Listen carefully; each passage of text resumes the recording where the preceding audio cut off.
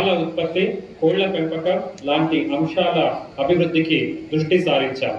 Renewable energy కింద solar, wind projects తీసుకొస్తాం మరియు ఇంటింటి సోలార్ రూఫ్ టాప్ ప్యానెల్ అమరుస్తాం. పరిశ్రమల ఏర్పాటులో భాగంగా ఇండస్ట్రియల్ పార్క్ ఏర్పాటు చేస్తున్నాం మరియు ఎంఎస్ఎంఈ పార్క్ను మరింత అభివృద్ధి చేస్తాం. టూరిజం అభివృద్ధిలో భాగంగా religious circuit, heritage circuit, eco tourism సర్కిట్లను ఏర్పాటు చేశాం.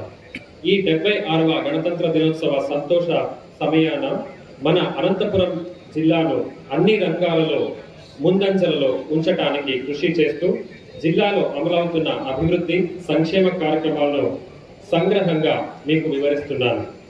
పేదరిక నిర్మూలనలో భాగంగా ఎన్టీఆర్ భరోసా పెన్షన్ పథకం కింద పింఛన్ మొత్తాన్ని పెంచి ప్రతి నెల 1వ తేదీనే ఉదయం 6 గంటలకు పింఛన్దారులు ఇంటి వద్దకే వెళ్లి పంపిణీ చేస్తున్నాం. జిల్లాలో ప్రతి నెల 2,84,000 మంది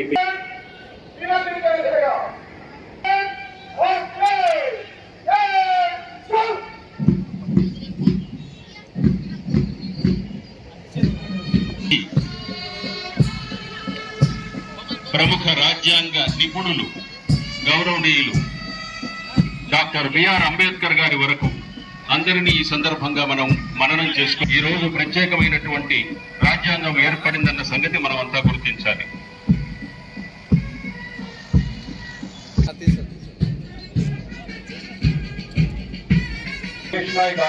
assistant commander B Sivasankar SI, civil cases women commander B Bharathi WSI, assistant commander B Prabhavati